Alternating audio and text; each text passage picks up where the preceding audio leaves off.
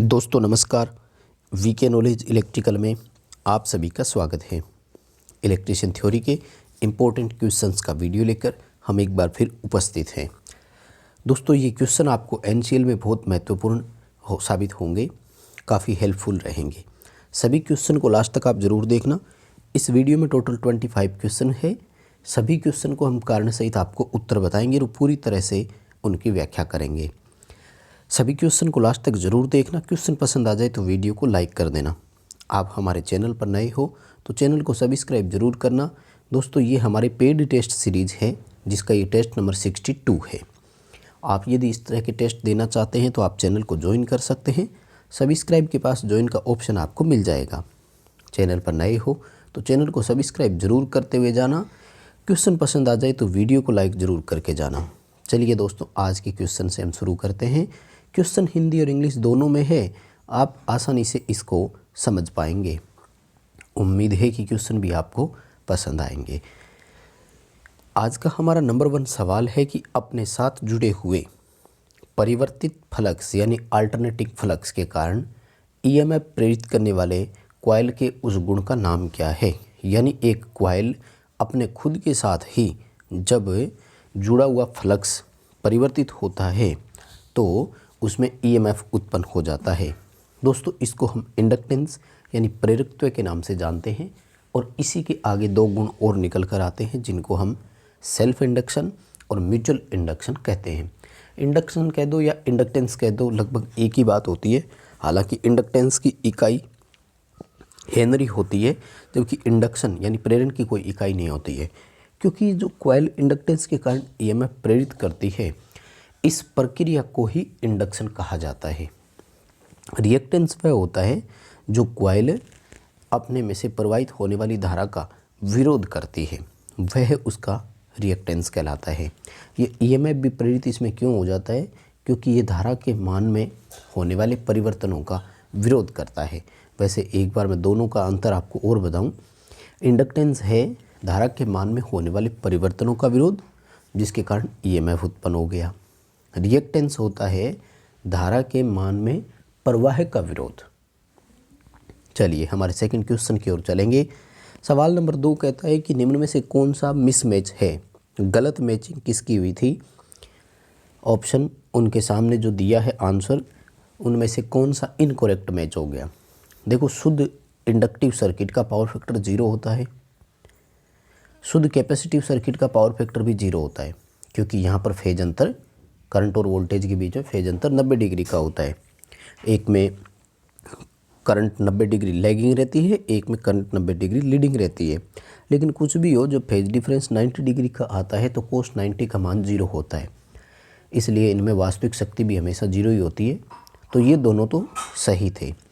अब है कि प्योर रेजिस्टिव सर्किट का 0, तो ये गलत हो गया। देखो, प्योर रेजिस्टिव सर्किट में फेज अंतर 0 डिग्री होता है, इसलिए पावर फैक्टर उसका यूनिटी होता है। और जो रेजोनेंस सर्किट है उनका पावर फैक्टर भी हमेशा इकाई होता है, तो ये सही था। यानी हमें पूछा गया गलत मैचिंग किसकी हो गई? गलत मैचिंग सी की हो गई। प्योर रेजिस्टिव सर्किट के आगे जहाँ 0 पावर फैक्टर लिखा हुआ है वहाँ पर यूनिटी पावर फैक्टर लिखा हुआ होना चाहिए था, फिर सारे के सारे बिल्कुल प्रॉपर मैच हो जाते। सी ऑप्शन की ओर हमें जाना है। अगला हमारा सवाल है कि सीरीज टेस्ट लैंप से चौक की कंटिन्यूटी टेस्ट करते समय यदि चौक शॉर्ट सर्किट हो तो लैंप का प्रकाश कैसा होगा? साथियों, चौक का ज़रूरी नहीं है। यहाँ पर मैं आपको एक चीज़ और बताऊँ, किसी भी वाइंडिंग की जांच कर रहे हैं, किसी भी इंस्ट्रूमेंट की जांच कर रहे हैं, सपोज दैट आप हीटर की एलिमेंट की जांच कर रहे हैं, आप घर में इलेक्ट्रिक आयरन टेस्ट कर रहे हैं, आप सीलिंग फैन की जांच कर रहे हैं, किसी भी वाइंडिंग की आप जांच कर रहे हैं, किसी भी कॉइल की जांच कर रहे हैं, किसी रेजिस्टेंस की जांच आप कर रहे हैं, सीरीज टेस्ट लैंप का यूज करते हैं तो कैसे करना है? मान लीजिए कि ये हमारी वो चौक या वाइंडिंग या वो एलिमेंट है जिसकी हमें जांच करनी है। सीरीज टेस्ट लैंप जो होता है वो आपको इस तरह से दिखाएगा। सिंगल फेज सप्लाई से आता है, आप चाहो तो घर में खुद ही बना सकते हो।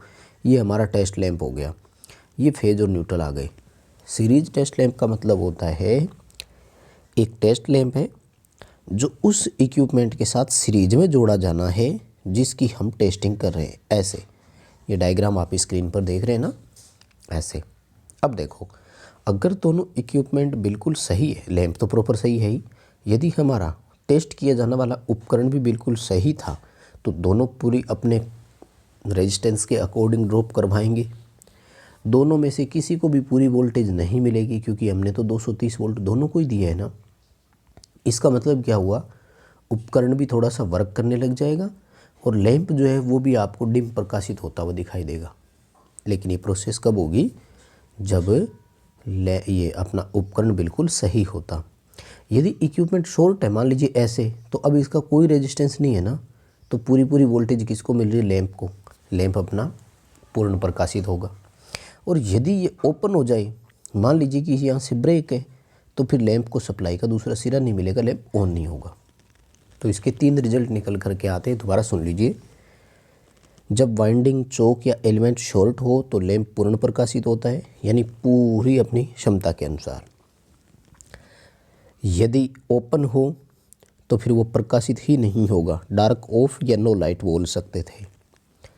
और यदि वो बिल्कुल सही हो तो डिम प्रकाशित होगा। 3 तरह की आंसर होते हैं इसके, याद रखना। अगला हमारा सवाल है कि डीसी मशीन में मेन फील्ड फ्लक्स की आकृति कैसी होती है। देखो, मेन फील्ड फ्लक्स की आकृति 2 तरह से आप बता सकते हो। हालांकि पहली आकृति तो काल्पनिक होती है, क्योंकि ये तब होती है जब आर्मेचर वर्क नहीं कर रहा, तो वो तो होती है फ्लैट। और ऐसा हमें क्वेश्चन में कोई आंसर नहीं दिया। देखिए, यूनिफॉर्म, फ्लैट, सीधी समांतर रेखाएं है ना, लेकिन ऐसा वास्तव में नहीं होता, क्योंकि जैसे ही आर्मेचर वर्क करना शुरू करता है तो उस समय चुंबकीय बल रेखाओं की आकृति इस तरह से होती है। समझ गए आप सारे। और इसको समलंब बोलते हैं, ट्रिपेज बोलते हैं अपन, ठीक है। बी ऑप्शन की ओर हमें जाना है। हाँ, ट्रेपेजोइडल बोल दो या ट्रेपेजियम भी बोलते हैं शॉर्ट में, समलंब आकृति का होता है। आपने भी देखा होगा, इसकी वजह से अपना जीएनए बिगड़ जाता है, एमएनए बिगड़ जाता है, तो हम एमएनए जीएनए को फिर से एक करते हैं। बी ऑप्शन की ओर हमें जाना है, समलंब आकृति का होता है। अगला हमारा सवाल बहुत आसान क्वेश्चन है, लेकिन ऑप्शन इस तरह से दिए कि नया इंसान इसको नहीं कर सकता, क्योंकि सारे ऑप्शन इस क्वेश्चन की लैंग्वेज में सेट बैठ रहे थे। देखो, कहते हैं कि जहाँ फ्रीक्वेंसी की आवश्यकता हो वहाँ क्रिस्टल ऑसिलेटर का उपयोग किया जाता है। देखो, सारे ऑप्शन ऐसे हैं जो इसमें सेट हो सकते थे, इसलिए इसमें तुक्का नहीं, आपको बिल्कुल एग्जैक्ट आंसर होना ज़रूरी था। वैसे तो मैं कई बार करवा चुका हूँ कि क्रिस्टल ऑसिलेटर सबसे अधिक स्थायी फ्रीक्वेंसी, स्थिर फ्रीक्वेंसी देने वाला ऑसिलेटर है। इसलिए जहाँ हमें बिल्कुल शुद्ध स्थिर फ्रीक्वेंसी की आवश्यकता हो वहाँ पर क्रिस्टल ऑसिलेटर का यूज किया जाता है, यानी कांस्टेंट फ्रीक्वेंसी ऑप्शन की ओर हमें जाना होता है। सी ऑप्शन इसका सही रहेगा। अगला हमारा सवाल है कि एक इलेक्ट्रिक आयरन में ऊष्मा स्थानांतरण की किस विधि का उपयोग किया जाता है। दोस्तों, हीट ट्रांसफ़र की 3 विधियाँ होती है। बहुत जल्दी इसकी थ्योरी की क्लास में लगा दूंगा, फिर हम इसको अच्छे से और समझ पाएंगे। तीनों मेथड का नाम होता है कंडक्शन, कन्वेक्शन और रेडिएशन। इसको हिंदी में चालन बोलते हैं, इसको सेवन बोलते हैं और इसको विकिरण विधि बोलते हैं। कंडक्शन जो होती है वो ठोस में मोस्टली यूज की जाती है। कन्वेक्शन जो होती है वो द्रव में काम में ली जाती है, गैसों में भी हो सकती है। रेडिएशन जो है ये विकिरण के माध्यम से होती है। मैं एग्जाम्पल के तौर पर बताना चाहूँगा। कंडक्शन में कहते हैं कि सोर्स से ऊष्मा लेने के लिए कोई भी कण सोर्स को छोड़कर नहीं जाते हैं, केवल हीट का सर्कुलेशन होता है, जैसे हीटर से, इलेक्ट्रिक आयरन से, सोल्डरिंग आयरन से। इलेक्ट्रिक आयरन जब हम कपड़े पर लगाते हैं तो कपड़ा गर्म हो जाता है, लेकिन कपड़े पर कुछ भी ऐसी चीज़ नहीं आई जिसके पास हीट थी। इसी तरह से आप हीटर का देख लीजिए।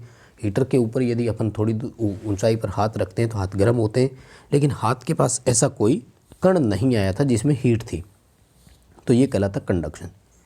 कन्वेक्शन में क्या होता है, सेवन विधि में कन्वेक्शन में ये होता है कि माध्यम के कण अपना स्थान छोड़ते हैं और उस सोर्स के पास नए कण आते हैं एनर्जी हीट लेने के लिए। जैसे पानी गर्म हो रहा है, आपने देखा होगा, जैसे ही पानी गर्म होता है ना वो ऊपर आ जाता है और ठंडा पानी नीचे चला जाता है। ट्रांसफार्मर में ऑयल कूलिंग का सर्कुलेशन कन्वेक्शन विधि के कारण ही होता है। गर्म होते ही तेल ऊपर आ जाता है, ठंडा तेल वाइंडिंग के पास पहुंच जाता है, जिससे वाइंडिंग में कूलिंग बनी रहती है। वो वाइंडिंग में वहाँ से हीट लेकर के गर्म होते ही फिर आ जाता है, ऊपर वाला तेल जो ठंडा था वो नीचे चला जाता है। ये सर्कुलेशन कन्वेक्शन में होता है। रेडिएशन में विकिरण के माध्यम से होता है, जैसे अपन इनकैंडिसेंट लैंप से हीट ले सकते हैं, सूर्य से ऊर्जा प्राप्त कर रहे हैं, हेलोजन लैंप से भी हो रहा है। अभी हमें ए ऑप्शन की ओर जाना है, कंडक्शन इसका ऑप्शन रहेगा। अगला हमारा सवाल है कि किस मोटर में 60 डिग्री का फेज अंतर होगा। देखो ओवरऑल फेज डिफरेंस जो है ना वो 360 के अकॉर्डिंग डिवाइड किया जाता है, इसलिए जितने डिग्री का फेज अंतर दिया हुआ है ना उतने का भाग दे दिया करो, आंसर आ जाएगा। तो 6 फेज हो गया ना, ठीक है। क्वेश्चन का आंसर अपना क्या रहेगा, डी रहेगा, 6 फेज मोटर का आएगा आंसर। चलिए अगले सवाल की ओर चलेंगे। चुंबकीय फ्लक्स घनत्व को बी से दर्शाते हैं, चुंबकीय क्षेत्र सामर्थ्य को एच से दर्शाते हैं। तो इनके बीच में जो ग्राफ बनेगा उसे क्या कहेंगे, बी एच कर्व ही कहेंगे। हिस्टैरिसीस लॉस का भी इसी कर्व से पता लगता है, ध्यान रखना। सवाल था चुंबकीय फ्लक्स घनत्व और चुंबकीय क्षेत्र के बीच संबंध दर्शाने के लिए हम जो बनाते हैं, और इनका जो रिजल्ट निकल करके आता है वो उनकी चुंबकशीलता कहलाती है, क्योंकि बी बटे एच जो होती है वो परमेबिलिटी होती है। ठीक है, ए ऑप्शन की ओर हमें जाना है, बी एच कर्व अपन इसको बोलते हैं। अगला सवाल है कि निम्न में से कौन सी डिवाइस एम्पलीफायर के विपरीत है। देखो पहले तो आपको एम्पलीफायर का फंक्शन पता होना चाहिए। एम्पलीफायर एक तरह से स्टेप अप करने वाली डिवाइस है। तो स्टेप अप तो ट्रांसफार्मर भी करता है ना। तो ट्रांसफार्मर और एम्पलीफायर में ये डिफरेंस है कि ट्रांसफार्मर जो है वो केवल करंट वोल्टेज को ही करता है, जबकि एम्पलीफायर करंट वोल्टेज पावर और यहाँ तक कि वॉल्यूम यानी ध्वनि को भी कर सकता है। अब देखिए विपरीत का मतलब हो गया कि जो डिवाइस स्टेप डाउन करती हो वो विपरीत होगी ना। देखो मॉड्यूलेटर का काम होता है वेव फॉर्म को चेंज करना। आपने मॉडेम का नाम सुना होगा, ऐसे ही मॉड्यूलेटर होता है। तो ये क्या है, किसी वेव फॉर्म को मॉड्यूलेट करने के काम आता है। तो ये तो नहीं हो सकता। तो इसका जो आंसर आएगा ना वो आएगा अटेन्यूएटर। अटेन्यूएट का करने का मतलब होता है किसी चीज़ को रोकना, किसी चीज़ को रोकना होता है। जैसे एम्पलीफायर किसी चीज़ को वृद्धि करता है ना, तो ये किसी चीज़ को घटा करके कम करता है। यानी एक तरह से इसकी गेन की मैं बात करूँ तो वो नेगेटिव होती है हमेशा। तो एम्पलीफायर के जो विपरीत होता है वो अटेन्यूएटर कहलाता है। अगला हमारा सवाल है कि प्रतिरोधक ऊर्जा को किस रूप में विलुप्त करता है। तो रेजिस्टर में हमेशा हीट ऊष्मा के रूप में ही हानि होती है, ध्यान रखना। ऊष्मीय हानि बोलते हैं अपन, क्योंकि गर्म होकर ही ऊष्मा देता है, ये हम पावर कंजप्शन करवाता है। यानी एनर्जी डिसिपेट की बात यदि आती है तो हीट एनर्जी कहलाती है प्रतिरोधक के माध्यम से। डी ऑप्शन की ओर हमें जाना है। अगला सवाल है कि बेटन वायरिंग के दौरान केबल को अपने स्थान पर मजबूती से क्लिपिंग करनी है हमें। तो इसके लिए लिंक क्लिप लगाते हैं, सबको याद ही होगा। क्षैतिज और ऊर्ध्वाधर में डिस्टेंस भी इनकी याद रखना। 10 सेंटीमीटर और 15 सेंटीमीटर लिंक क्लिप के बीच में दूरी भी रखी जाती है। अगला सवाल है कि निम्न में से गलत कथन की पहचान कीजिए। गलत कौन सा है। स्टेटमेंट नंबर 1 कहता है कि इंडक्शन मोटर का अपने सिंक्रोनस गति के 7वें भाग पर चलना कोगिंग कहलाता है। तो ये गलत हो गया ना, क्राउलिंग कहलाता है वो। तो कोगिंग क्या होता है, रोटर और स्टेटर का लॉक हो जाना। ठीक है। सेकंड कहता है कि हंटिंग दोष निवारण के लिए डमी कॉयल का यूज़ करते हैं। ये भी गलत हो गया। हंटिंग दोष निवारण के लिए डैम्पर कॉयल का यूज़ करते हैं। डमी कॉयल होती है डीसी जनरेटर के आर्मेचर को बैलेंस करने के लिए। इसका मतलब क्या हुआ, इसका मतलब हो गया कि दोनों स्टेटमेंट इनकरेक्ट है। Both 1 and 2 statement are incorrect. अगला हमारा सवाल है कि निम्न में से कौन सा गलत सुमेलित है। मिसमैच हो गया, फिर से मिसमैच का सवाल पूछा है। देखो सप्लाई के टर्मिनलों को L1 L2 L3 से दर्शाते हैं, नो डाउट ये सही हो गया। वाइंडिंग के टर्मिनलों को U V W से दर्शाते हैं। फेज सीक्वेंस को R Y B से दर्शाया जाता है। इसलिए इनमें से कोई भी गलत मैच नहीं है, नन अबोव आएगा, इनमें से कोई नहीं। अगला सवाल है कि निम्न में से किस मोटर में गति रेगुलेशन नेगेटिव हो सकता है। देखो गति रेगुलेशन नेगेटिव उसका हो सकता है जिस मोटर में नो लोड की अपेक्षा फुल लोड पर गति अधिक हो जाए और भार पर गति अधिक डिफरेंशियल कंपाउंड मोटर की हो सकती है। सीरीज और शंट की भार पर गति शून्य भार से अधिक कभी नहीं होती है, हमेशा कम होती है। अगला सवाल है, एक डीसी मशीन में 36 कॉइल का यूज किया जाता है, कितने कम्यूटेटर सेगमेंट की आवश्यकता होगी। याद रखना कम्यूटेटर सेगमेंट की संख्या आर्मेचर कॉइल की संख्या के हमेशा बराबर होती है। 36 कॉइल है तो 36 ही सेगमेंट होंगे, बराबर आंसर आएगा दोनों का। अगला सवाल है कि निम्न में से किस धातु में एडी करंट डिस्क के लिए यूज किया जाता है। जो एडी करंट यूज के लिए डिस्क बनती है वो हमेशा एल्युमिनियम की होती है, चाहे वो एनर्जी मीटर में हो या इलेक्ट्रोमैग्नेटिक रिले में हो या इंडक्शन के जितने भी मीटर आते हैं। जैसे पीएमएमसी मीटर में भी यदि मैं बात करूं तो एडी करंट यूज करने के लिए, उत्पन्न करने के लिए जो डिस्क बनती है वो हमेशा एल्युमिनियम की ही होती है। अगला हमारा सवाल है, एक कैपेसिटर 10 वोल्ट पर 0.12 कूलाम का आवेश एकत्रित करता है, बताइए इसकी धारिता कितनी है। तो C बराबर Q/V होता है, 0.12/10 करना है, उत्तर आ जाएगा 0.012 फेरड। सी ऑप्शन की ओर हमें इसमें जाना होगा।